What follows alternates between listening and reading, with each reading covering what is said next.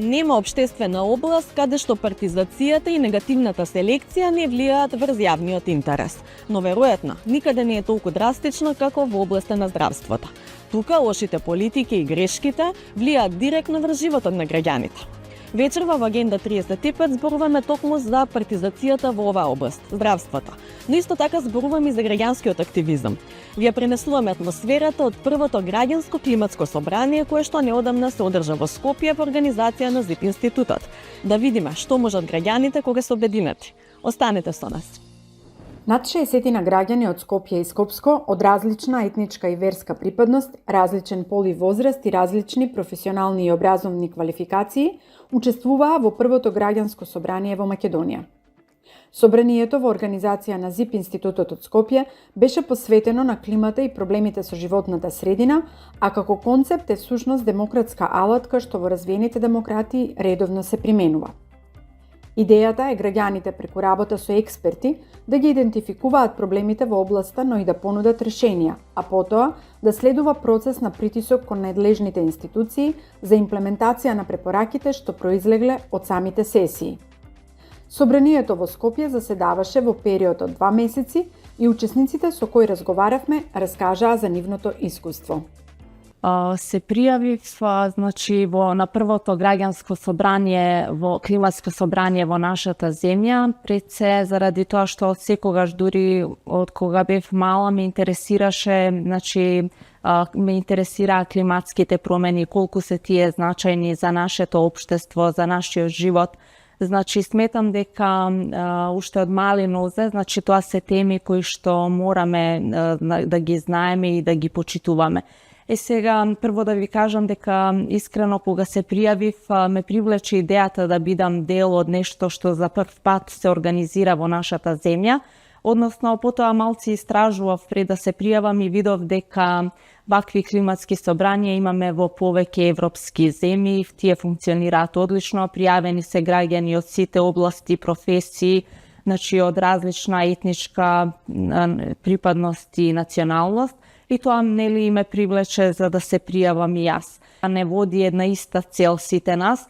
Тоа сме сите граѓани кои што сме само загрижени за едно прашање кое што е навистина загрижувачко, односно загадувањето на градот Скопје, бидејќи тоа е проблем кој се влече со децении наназад, посебно во зимскиот период, во текот на грејната сезона. И научивме и доста други работи, не само дека домакинствата се тие кои што го загадуваат нашиот град, туку дека постои тука и низа други фактори, односно низа други проблеми со кои се соочува нашиот град. И затоа сметам дека вакви собрања би требало да се организираат не само за климатските промени и за животната средина, туку граѓаните да се вклучуваат во вакви собрања за многу прашања.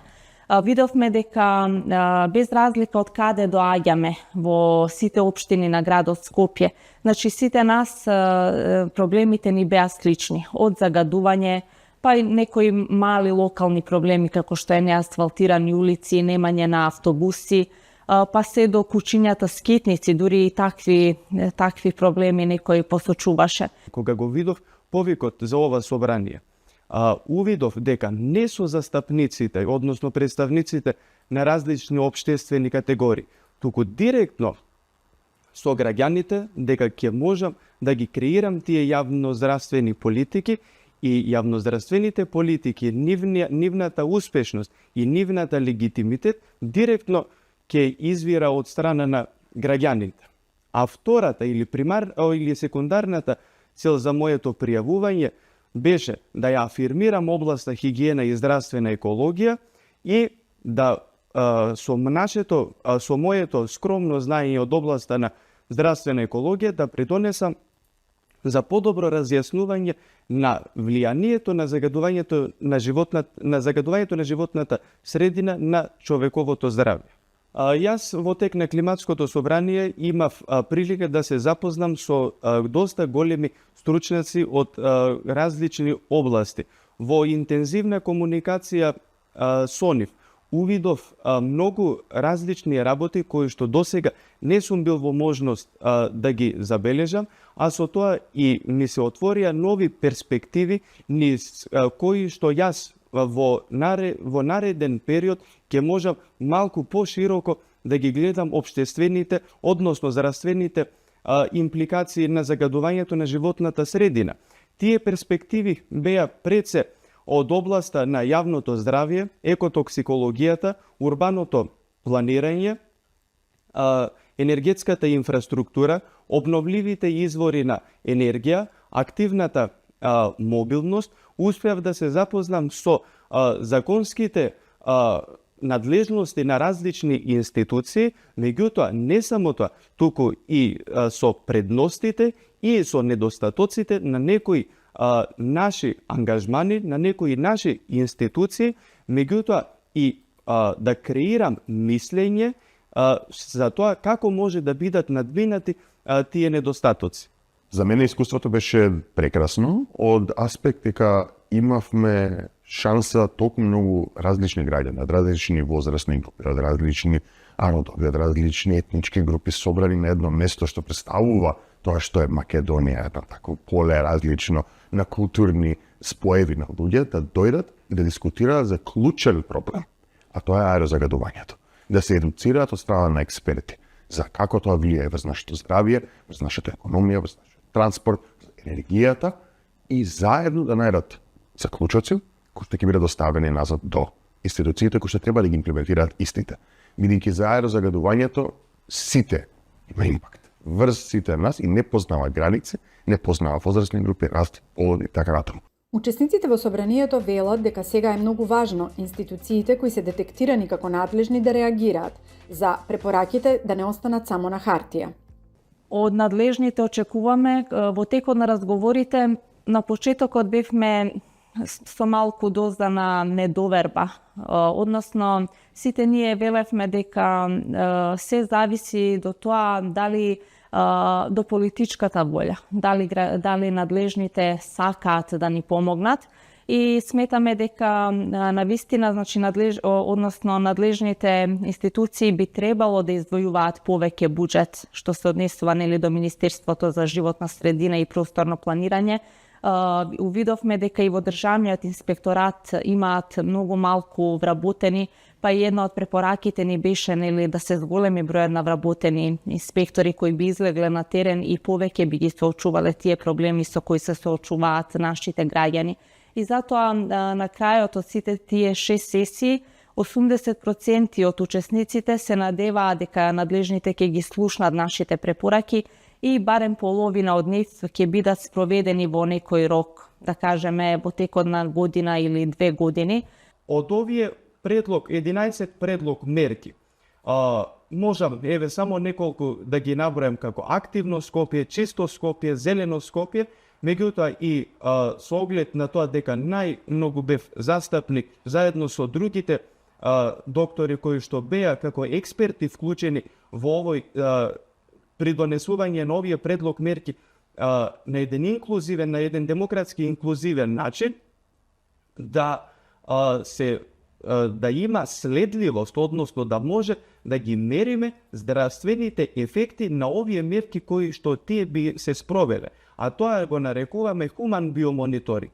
Јас очекувам од сите институции, без разлика дали беа или не беа присутни на настанот, да ги слушнат, да ги земат предвид овие предлог мерки кои што ги даваат граѓаните, да ги дискутираат интерно, да дадат фидбек назад кон граѓаните, бидејќи ова секако се истите луѓе кои што ги имаат поставено институциите на тоа место каде што се и да ги имплементираат истите. Секако дека треба да се доработат и довршат овие предлози, но не треба да завршат негде во фиока или во некој имейл драфт кој што ќе биде трнат настрана. И тоа е нешто кое што јас ќе инсистирам.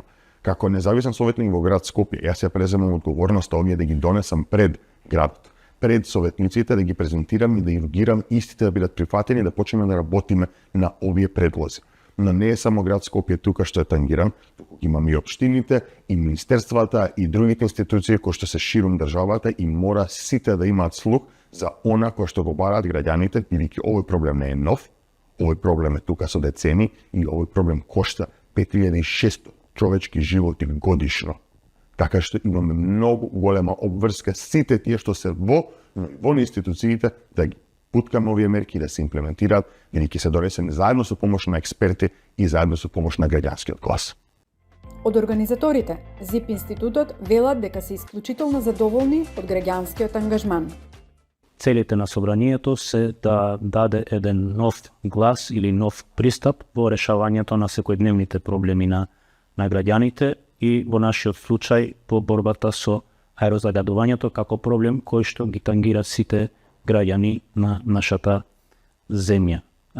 Процесот на креирање на климатското собрание е еден многу комплексен процес. Тука пред се мисли на генерирање на фондови за организација на истиот, бидејќи целиот процес повлекува многу трошоци и потребни се многу средства за истиот да биде спроведен како што треба. Потоа треба многу експертиза која за жал во нашата земја уште е скромна и затоа моравме да се подпреме на искуства и на практики од другите европски земји кои што се многу понапредни во однос на практицирањето на еден ваков вид на демократија која што е многу иновативна и која што ќе заземе уште поголем замав во годините кои што предстојат. Мислам дека го фативме трендот и на време и мислам дека ова нема да е прва и последно собрание од ваков вид и дека и други организации, други институции, било тоа да се од централно или локално ниво, ќе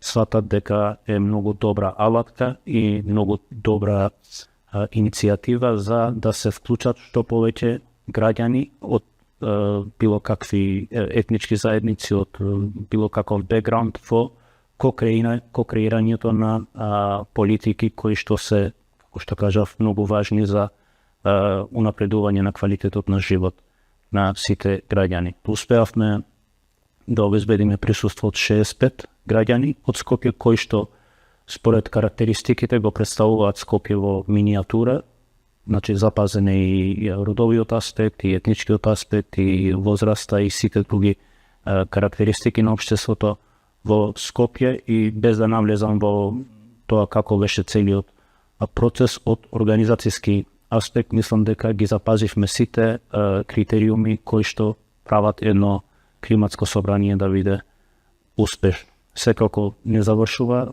тука целиот процес, веќе ги имаме препораките кои што се изготвени од самите учесници на собранието и целта е сега тие препораки во наредниот период да ги презентираме до што повеќе засегнати страни, до што повеќе институции, било тоа од централно ниво, од национално ниво, министерства, општини.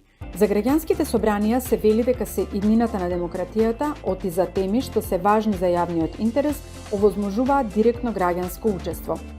Лондонски Guardian пишува дека сепак за имплементација на препораките важна е и свеста на самите институции. Во Франција, например, на едно вакво слично собрание со иста тема, клима, од усвоените препораки, надлежните имплементирале многу помалку од половина. Колку македонските институции ќе имаат слух за она што граѓаните го бараат е прашање што допрева ќе го одговориме. Доктор Бекјаровски, добар ден, благодарам што сте дел од Агенда 35. Вие сте си истакнат човек во својата професија, меѓутоа во последниот период станавте поактуелен, да речем, преку вашата битка, не само ваша, туку и на вашите колеги професионалци на клиниката за токсикологија.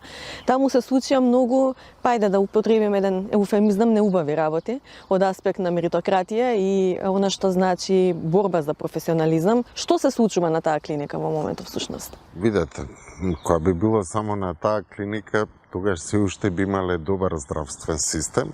Работата е што секаде се случуваат слични работи, меѓутоа кај нас едноставно веќе претече лончето.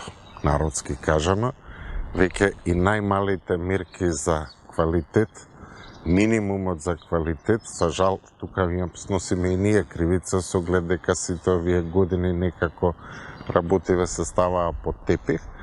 Сега веќе дојдовме во ситуација кога веќе понатаму вака не може, едноставно основните функции за пружање на здравствена заштита на пациентиве веќе се доведени во прашање. Со други зборови, во моментов токсиколошката лабораторија, која што е единствена во државата, работи диво, односно работи без валидација на резултати. Тоа што беше скандалозно и што можеби луѓето не може ни да разберат како е можно да се случи е што, како што кажавте, луѓе кои што се невработени даваат медицински услуги, односно кои што се незаконски на некој начин таму присутни, колку ова влијае на самиот квалитет на услугите кои што граѓаните ги добиваат? Апсолутно влијае првен на услугите на граѓаните што ги добиваат, затоа што при секое подпишување на договор за било каков тип на работа, дали е договор за дело, дали е неопределено или неопределено, вие со вашиот подпис сносите одговорни за прикривање на тајност. Ние работиме на вистина со една специфична група на луѓе кои што дошле кај нас поради одредени проблеми, поради кои што ги натерало актот на посегнување по својот живот да го направат. Така што овие лица први не се обрзани никако да ги прикриваат идентитетот на тие лица. Што ќе се случи ако утре било кој од тие лица биде објавено во јавноста, кој ќе сноси одговорност. Второ, околу пружање на медицинската заштита. Ако направат грешка, не постои никаков начин на кој што може да бидат санкционирани, затоа што тие не се вработени. Тоа е едноставно како било кој по моментов да реши од улица да влезе и ја од денес овде работа. А трето, веројатно, влијае и на самата атмосфера во самата клиника. Колку тоа вам, како професионалци, луѓе кои што сте таму, ви пречи? Апсолутно дека пречи. За жал се создаде една многу лоша клима, инаку ние важевме за една од клиниките каде што на вистина имало соглед дека е мала клиника, сите добро се познаваме, ние сите меѓу себе се викаме меѓу себе и по име. Ја нема таа хиерархија што има на други клиники, соглед дека се работи за мала установа. Меѓутоа сега толку се нарушени односите што едноставно веќе основното функционирање е доведено во прашање. Но не беа проблем само овие незаконски вработувања, туку се случи една несреќа, еден инцидент со поплава, па имаше тука дилеми, до ден денес не знаеме кој е одговорен за тоа, дали е осигурана клиниката, дали не е осигурана, кој ќе поднесе одговорност, но како што гледаме денес има информации дека медицинскиот директор е разрешен наместо организацијската директорка која што беше и посочена како некој кој што треба да се преземе одговорност. Така, точен е податокот дека денеска е стигнато писмо со кое што се разрешува медицинскиот директор, што во моментов е малку најблагоречено смешно.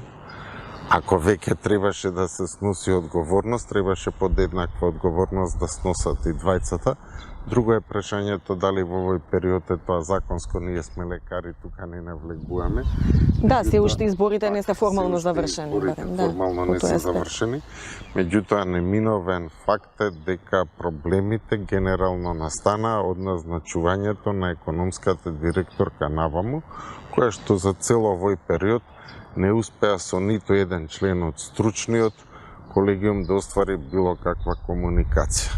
Значи, секој може со некого да биде во непрофесионални односи, макар што тоа на работа не би требало да биде дозволено. Меѓутоа, ако некој не може со никого да воспостави комуникација, првен треба да се погледне во огледало. Да, таа политичка заштита очигледно ја ужива. Тука и министерот имаше неколку пати изјави кои што одеа на линија на таква политичка заштита, но еве, изборите ќе поминат, веројатно и министерот ќе се смени, веројатно и директорката, зашто кај нас партиски се поставуваат, партиски се разрешуваат, но тоа нема да го реши суштинскиот проблем, а тоа е на како функционира, вие самиот на почеток рековте, не е само токсикологија проблем. Каде всушност вие го гледате коренот или сршта на проблемот во македонското здравство? Сршта на проблемот во македонското здравство е во политизација комплетна на здравството. И за жал тоа не се случува ни од вчера, ни од завчера, посебно изразено од 2006 наваму, макар што мора да признаеме дека и пред тоа имаше примеси. Еве, јас сум работен на клиниката 1990 година и верувајте дека тоа беше последен регуларен конкурс каде што едноставно се идеше преку завод за вработување без никакви притисоци. 34 години веќе сите конкурси се полунаместени или наместени за жал. За жал. начинот на избор на персоналот, не зборувам тука само за лекарите, макар што тоа е најклучно, меѓутоа вие џабе ќе имате квалитетни доктори, ако сестрите се неквалитетни. Џабе ќе имате квалитетни доктори и сестри, ако имате болничари кои што се со тотално несоодветно образовани. Во овој период сега се пробува да се прими болничар кој што е помошник лимар. И сега замислете каква услуга ќе дава тој на пациентите. Зошто? Знаеме што значи болничар, кои се неговите описи попис на работни задачи, да. До таму е стигната работава што веќе и основни квалификации, барем да постојат на хартија, па и тие веќе не се почитуваат. Како изгледа тоа во практика? Колку овие луѓе кои што се без професионални квалификации, кога ќе дојде пациент, дали се нафаќаат да вршат услуги или пак на крај има докторе никоја дојдете да помагате? Видете вака, дел од нив се трудолюбиви и сакаат да ја научат работата, меѓутоа кај нас е специфично, кај нас треба од првиот ден да знаеш да ја работиш работата. Не се учи вод. Затоа што првиот ден доаѓа жив пациент, доаѓа пациент кој што бара помош. Треба да бидеш спремен за да почнеш да ја работиш работава. Не случајно, кога имаше добар образовен систем, сестриве доаѓаа на пракса во втора, во трета, во четврта година и тие кога ќе излезеа веќе и кога ќе го положеа државниот испит, тие беа спремни во истиот момент да се вклучат во здравствениот систем. Последниве години нас ни доаѓаат сестри кои што завршиле комплетно со 5.00, отворени се 1001 школа во секој.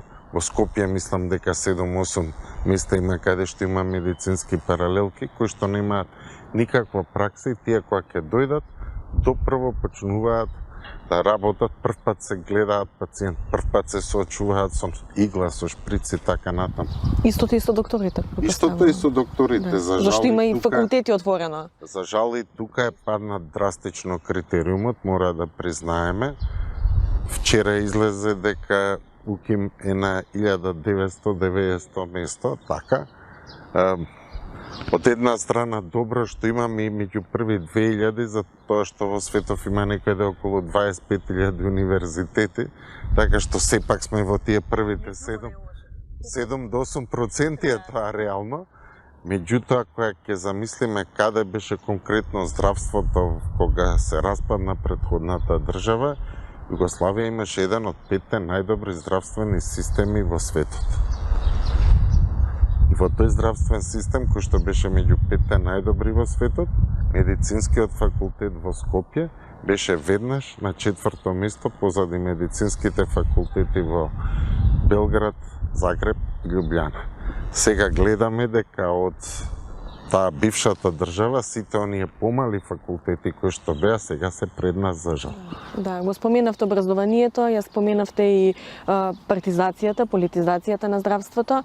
Еве сега ќе имаме нова политичка елита, гледаме дека многу со смената на политичките елити не се менуваат системските проблеми кои што ги имаме. Кои се вашите пораки како долгогодишен професионалец за оние кои што ќе го добијат секторот здравство и ќе имаат политичка моќ тука да? Први и основни работи е решавање на терцијарно ниво на заштита и примарно ниво на заштита.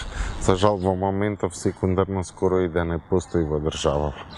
Главен проблем во терцијарно ниво е спојување на клиничкиот центар во ЕПО. Значи се покажа и докажа дека овој систем кој што исклучиво постои само во Македонија и никаде на друго место во светот, клинички центар во кој што постојат 33 посебни единици се покажат тотално нефункционални. Да, ма тоа се 33 директори. Така, тоа се 33 места во колачот. 66, затоа што има по 2. Така. И тоа се 165 членови на управни одбори.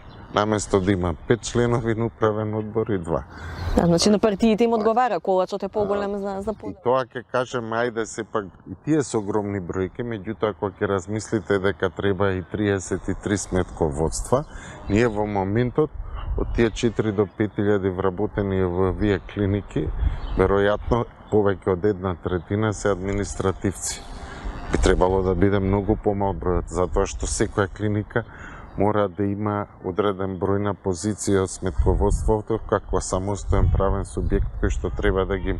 Ја знам во тој краток период кога бев директор, прво кога дојде ревизија да прават на работата, прво рекоа дека имам непополнето 7 позиции за сметководство, контер, монтер и не знам какви се сите тие правни процедури и сега рачунајте на 15 кои што работат во сметководство, од вкупно 52, ако треба уште 7 да ги запослите во администрација, какви непотребни трошкови. Какво оптоварувањето на целиот систем? Какво оптоварување? Второ, околу набавката. Сосема друга е кога ќе се појавите на пазарот и ќе побарате за 4000 вработени било која ставка, од лекови до се. Ние први имавме проблеми со набавка за лекови, затоа што како мала клиника, мала е количината, ниједна веледрогерија не се нафаќа, и ако се нафаќа, секојаш цените се многу повисоки него која би си дало на голема количина. Меѓутоа, самото спојување на клиничкиот центар во едно нема да ги реши проблемите ако се продолжи со истата практика на вработување како што беше до сега. Затоа што да, ќе ве навратев на тоа, затоа што мислам дека тоа исто е многу клучно. Затоа што до сега, кога ќе се распишеше конкурс, и тие конкурси се распишуваа во петок, траја до понеделник или така во некој период, краток период, зашто помалку луѓе да дознаат. Тие што требале да дознаат, веројатно, тие што требале од претходно. Однапред знаеа дека ќе ги пројдат сите бариери на конкурсот, ги поминуваа, за жал. Како да дојдеме повторно до честни конкурси, каде што најдобрите ќе успеат? Во однос на клиниките, многу е едноставно, само нека дозволат стручните колегиуми да ги бираат вработените. Голем дел, скоро секаде во сите клиники, стручните колегиуми ги сочинуваат професорите, односно постарите лекари, тука се примариуси, професори, доценти и така натаму. Ние сите сме вклучени во настава. Значи, ние уште кога доаѓаат младиве колеги на факултет, веќе знаеме од кого ќе биде одличен доктор, од кого ќе биде добар доктор, кој се запишал поради тоа што родителите му се на медицина, кој се запишал поради тоа да се фали со белиот мантел. Така што дајте ни, дозволете ни, ние во секоја генерација кремот го знаеме. И верувајте дека голем дел од тие деца кои што после ни бегаат во странство, со задоволство би останале кога би биле избрани да останат во нашите институции. Меѓутоа, ние што правиме? Кидат на конгреси, доаѓаат, веруете, дел од нив доаѓаат и на дежурство што сакаат да научат и едноставно не може да им се пружи да се вработат кај што сакаат. Ние дури и предложивме во секоја генерација, зошто да не, 10 најдобри студенти по автоматизам да се вработуваат на клиниките, таму каде што има секако потреба, како што се рангирани по успех, да може така и да бираат. Одма рекоа да, меѓутоа непотизам. Добро, ќе тргнеме, нека не бидат во тие 10 професорски деца за да се тргне гранката, ова моментот на непотизам. Останатите 10 како што се по квалитет, зошто да не може по автоматизам да се примат и така секоја година има голем одлив.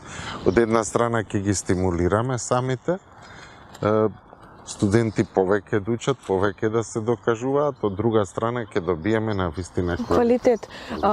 Последното прашање ми е околу вашата битка. Вие споменавте дека не е проблемот само на токсикологија, но не сите клиники се гласни и не сите стручни колегиуми се гласни во посочување на проблемите. Колку е важно вашата фела сама да го крене гласот за тоа што е проблем, за тоа што е гнила во системот и да се бори за поинаку?